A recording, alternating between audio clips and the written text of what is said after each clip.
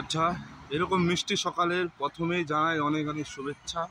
দেখতে পাচ্ছ সূর্য মামা উঠে পড়েছে, হালকা হালকা লাইট আসছে।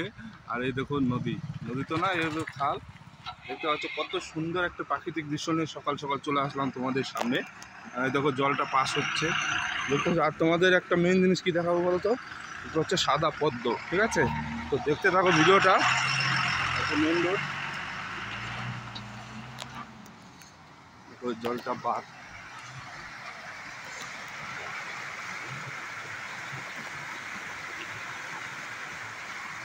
জলটা এই দিক থেকে আসছে।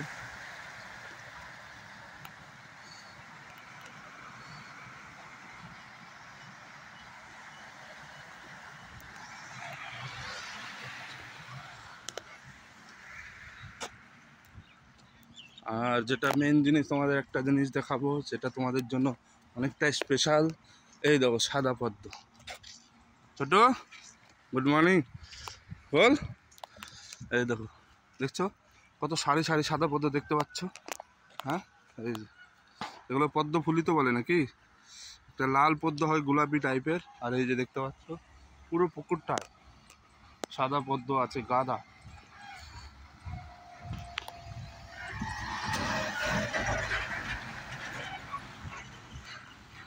এই যে দেখছো, সত্যি এখানকার পরিবেশটা এত সুন্দর। আমরা খুব ভালো জায়গায় এসেছি।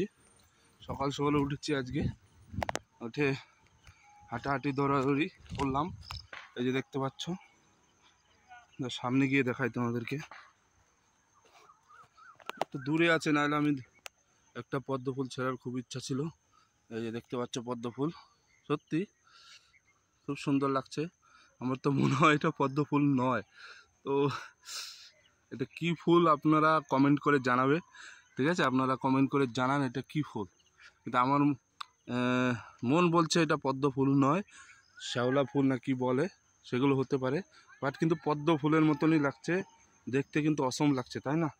তো যাই হোক, কেমন লাগলো এখানকার পরিবেশটা সবাই কমেন্ট করে জানাবেন।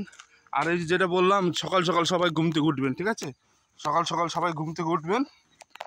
এরকম পরিবেশে এক্সারসাইজ করাটা সত্যি অনেক জরুরি। আর এখন কিন্তু হালকা হালকা কুয়াশা পড়ে গেছে, তার জন্যই বলছি ভোরবেলা ওঠার চেষ্টা করুন। এতে শরীর, মস্তিষ্ক, বুদ্ধি, জ্ঞান সব বৃদ্ধি পাবে, শরীরও ভালো থাকবে। ঠিক আছে, ছোটো মোটো যে শরীরের প্রবলেম সেগুলো কিন্তু অটোমেটিক ঠিক হয়ে যাবে, কোনো ডাক্তারের কাছে যাওয়ার জরুরত নেই। তার জন্য বলবো সকলেই সকাল সকাল ওঠার চেষ্টা করুন। হাঁটাহাঁটি, এক্সারসাইজ যা করবেন, রানিং, ঠিক আছে, হাঁটাহাঁটি এক্সারসাইজ কমসে কম 1 ঘন্টা নিজের জন্য যদি দিতে পারেন না, দেখবেন আপনার বডি একদম সব সময় ফিট থাকবে। তাই ভালো থাকবেন, সুস্থ। আর আজকে দীপাবলি, তাই তো, তো সবাইকে দীপাবলির অনেক শুভেচ্ছা রইল। সবাই আনন্দ করুন, কিন্তু সাবধানে। বাজি পটাকা এগুলো খুব সাবধানে ইউজ করবেন, কারণ হাতে হাতে লেগে গেলে আবার অসুবিধা। অনেকে বারোদ চোখে গেলে চোখের প্রবলেম হয়ে যাবে। ছোটো ছোটো বাচ্চাদের একটু দূরে সরিয়ে রাখবেন, কারণ ছোটো ছোটো বাচ্চারা বেশি আনন্দ মেতে ওঠে এই দীপাবলিতে।